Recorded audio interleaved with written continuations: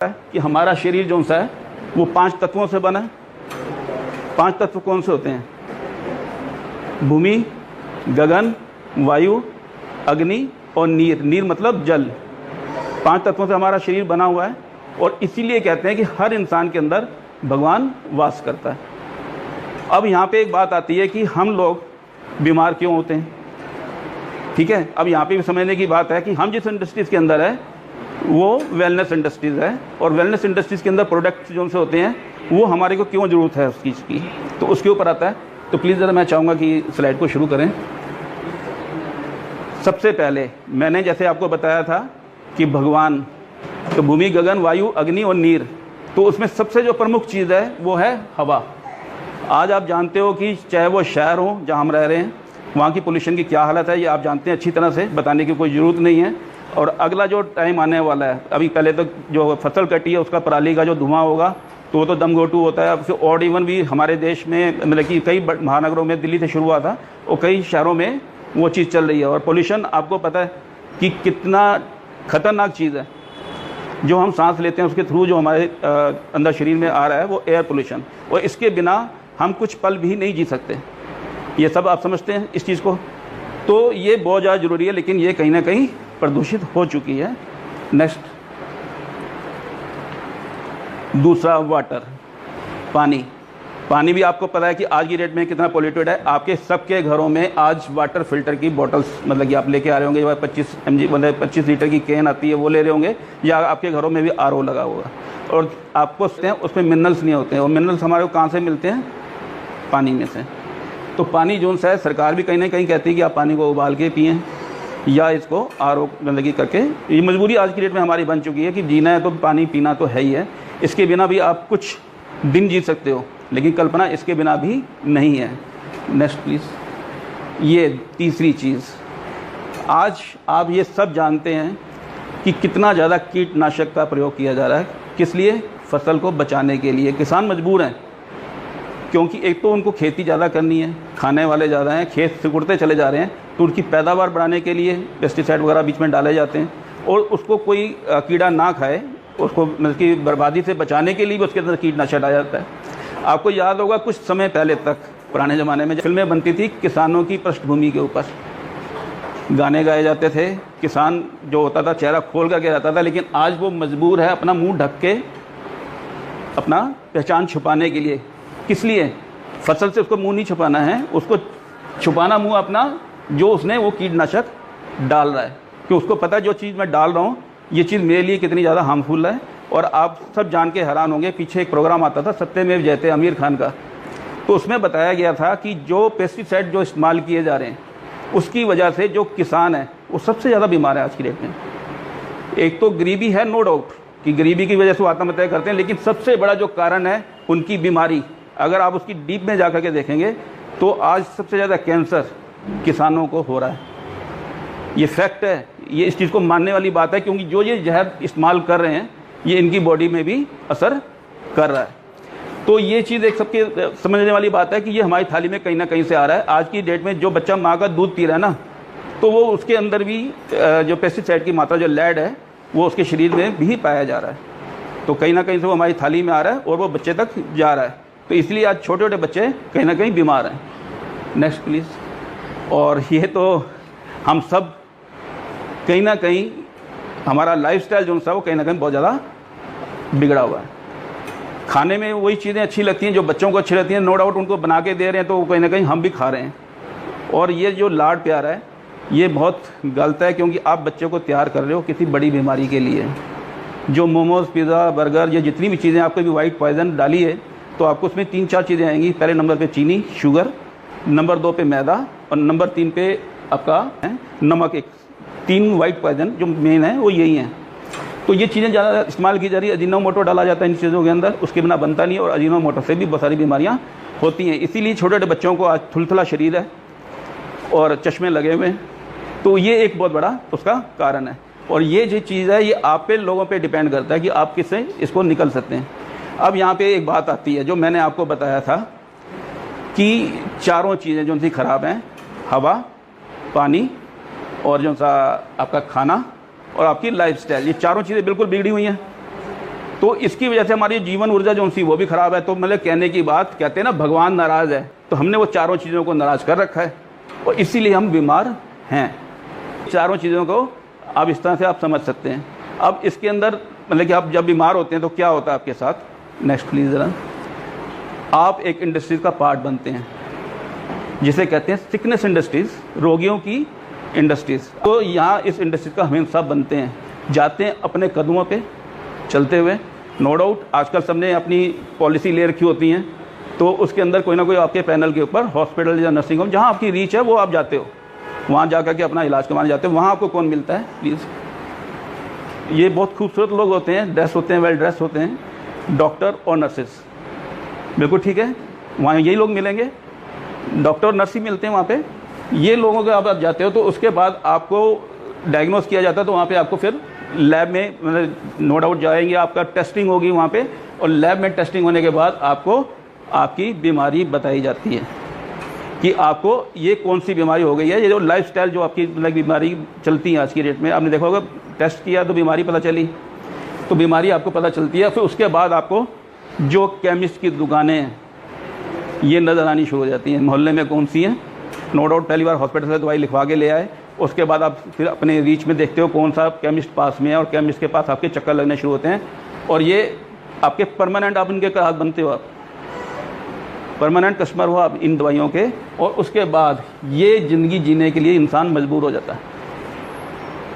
ठीक कह रहा हूँ?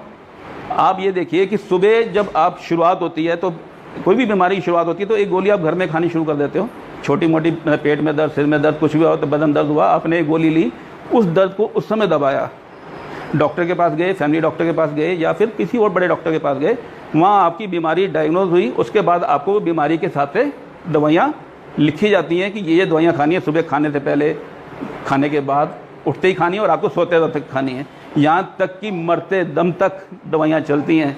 अब यहाँ पे एक बात आती है कि जो ये दवाइयाँ चल रही हैं इंसान की, उससे तो छुटकारा नहीं मिलता। लाइफस्टाइल डिजीज़ कहते हैं उसको, जैसे थायराइड हो गया, बीपी हो गया, शुगर हो गई, कैंसर तक की बीमारी जैसे हो गई। आजकल ऐसी ऐसी बीमारियां जो हमने कभी अपने टाइम पे सुनी भी नहीं थी, लेकिन आजकल वो कॉमन है। आज कैंसर हर घर में पहुंचा हुआ है, इस चीज़ को समझते हैं आप। तो ये कहीं ना कहीं दवाइयाँ एक हमारा हिस्सा बन चुका है। तो यहाँ पे एक चीज़, मैं इसको थोड़ा पीछे ले गए प्लीज़, एक मेरे को पेन चाहिए होगा। हाँ, यहाँ पे एक बात आती है, वो वापस एक मिनट भेज देंगे यहीं पे बस आपका। जो इंसान एक गोली से घर से शुरू हुआ, एक गोली घर से खानी शुरू की, नो डाउट जैसे मैंने बताया आपको 2 गोली से फिर 4 गोली पे होता है, फिर सुबह शाम हो जाती है, दिन में 3 बार खा रहे हो आप दवाई। उसके बाद जब ये हॉस्पिटल्स होते हैं, आपने कभी देखा कि जो आपके गली मोहल्ले के जो डॉक्टर्स होते हैं उनके वहाँ छोटा सा स्ट्रक्चर पड़ा होता है, कभी कभी ग्लूकोज की डिप लगा देते हैं वहाँ पे, इससे ज़्यादा तो कुछ नहीं होता। लेकिन हॉस्पिटल में क्या होता है, एक बहुत बड़ा आलीशान कमरा होता है जिसको आप ऑपरेशन थिएटर कहते हैं। तो वहाँ जा कर के जो इंसान यहाँ चल के गया था अपने पैरों पे, वो एक बेड वहाँ पे होता है, उसके ऊपर पैसे पे करके लेट जाता है। ठीक है, यही होता है। उसके बाद डॉक्टर कहता है भाई तेरा ये अंग काटना पड़ेगा, ऑपरेशन करना पड़ेगा। खुशी खुशी तो कोई नहीं करवाता।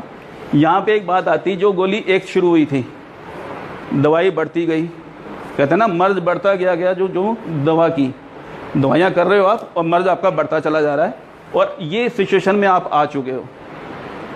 ठीक है, और उसके बाद ये ऑपरेशन भी सफल नहीं होते, कई बार डेथ होती है हॉस्पिटल के अंदर।